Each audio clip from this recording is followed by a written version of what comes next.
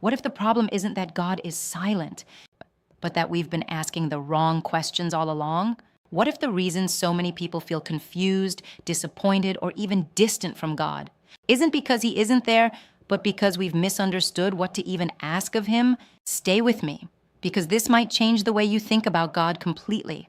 For centuries, people have asked big questions about God. Why does God allow suffering? Why doesn't God answer my prayers? Why does God feel so far away?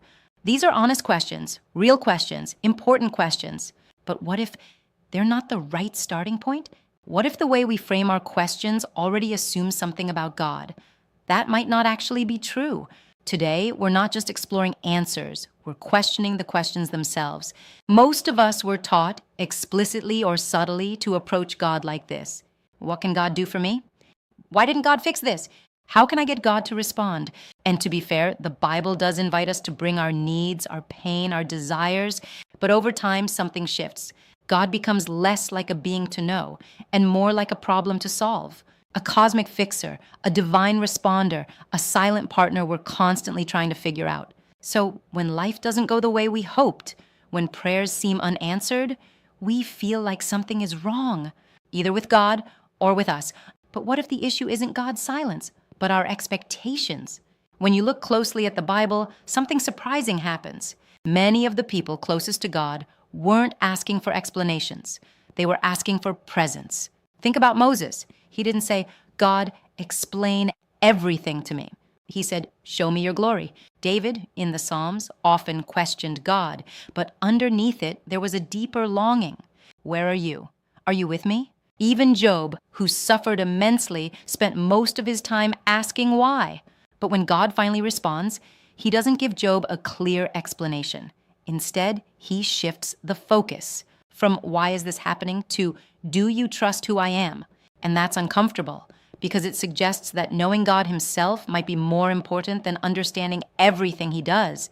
Philosophically, the questions we ask shape the reality we experience. If you ask, why doesn't God serve my plans? You're assuming that God's role is to align with your expectations. But what if the better question is, what if I don't fully understand God's nature yet? Or even, what if God isn't someone to be managed, but someone to be encountered? There's a difference between treating God like a concept to analyze and a reality to step into. And maybe that's where many of us struggle, walking from deep shadow into a patch of sunlight. We want clarity before trust, answers before surrender, certainty before relationship. But what if it works the other way around? Now, let's be honest, this raises some real tension. Because you might be thinking, are you saying my questions don't matter? No, they absolutely do. Questions about suffering, injustice, and pain are deeply human. They shouldn't be dismissed or ignored, but maybe they're not the end of the conversation. Maybe they're the doorway.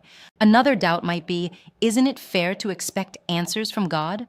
Yes, to a point.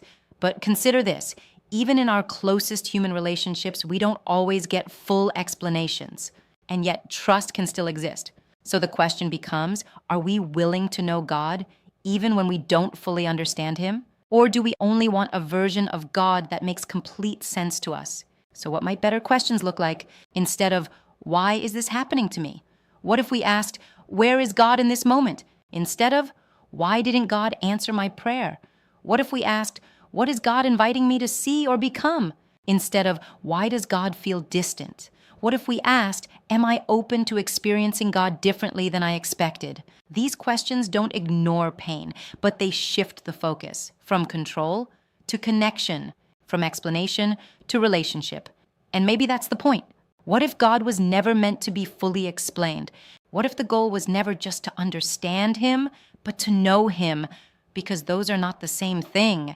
You can understand an idea, but you experience a person. And maybe, just maybe, the reason some people feel stuck in their faith isn't because they've stopped asking questions, but because they've stopped asking the right ones. So let me ask you, what questions have you been asking about God? And what if those questions are only part of the story? I'd love to hear your thoughts. Seriously, drop your questions in the comments below. Not just the safe ones, the real ones. And if this video made you think differently, don't forget to subscribe to Sacred Questions, because this is a space where we explore faith honestly, without fear, and without easy answers. Until next time, keep asking.